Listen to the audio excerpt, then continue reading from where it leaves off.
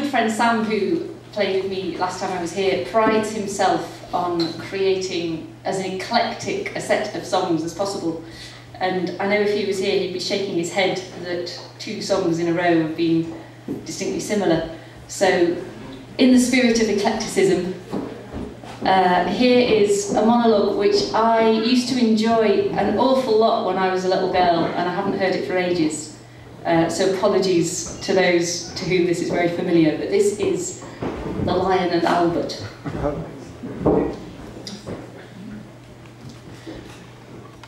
There's a famous seaside place called Blackpool, what's noted for fresh air and fun, and Mr. and Mrs. Ramsbottom went there with young Albert, their son.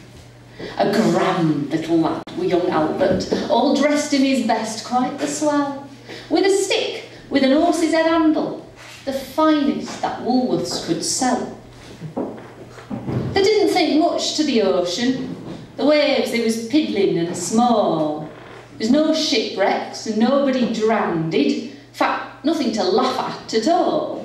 So, seeking for further amusement, they paid and went into the zoo, where they've lions and tigers and camels and old ale and sandwiches too.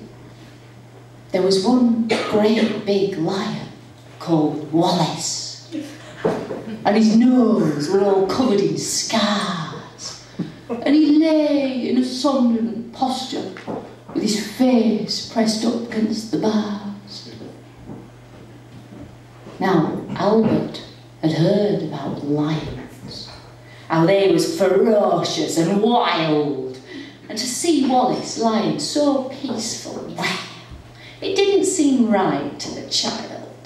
So straightway, the brave little fella, without showing a morsel of fear, took his stick with its horse's head handle and pushed it in Wallace's ear. You could see that the lion didn't like it, for giving a sort of a roar, he pulled Albert inside the cage with him and swallowed the little lad. Oh! Then Pa, who had seen the occurrence and didn't know what to do next, said, "Mother, yon lion's ate Albert." And Mother said, "Well, I am vexed." Keeper was quite nice about it. He said, "Hey, what a nasty mishap. Are you sure that it's your lad he's eaten?" Pa said, "Am I sure? There's his cap." And Mother said, right, you fella. I think it's a shame and a sin for a lion to go and eat Albert, and after we paid to come in." The manager had to be sent for. He came and he said, "What's to do?" Pa said, "Yon lion's ate Albert, and him in his Sunday clothes too." The manager wanted no trouble. He took out his purse right away and said, "How much to settle the matter?" Pa said, "What do you usually pay?" But Mother had turned a bit awkward when she thought where her Albert had gone, and said, "No, somebody's got to be summoned." So that was decided upon.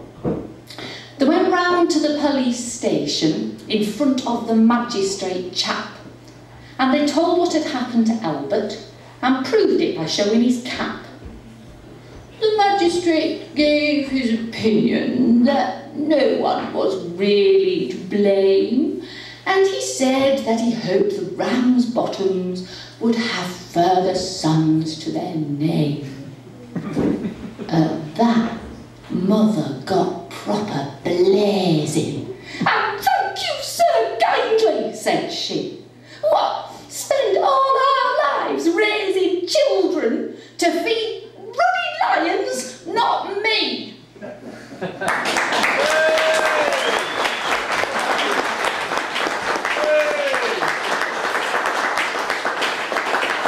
Big hand, thank you very much. Jessie Binns.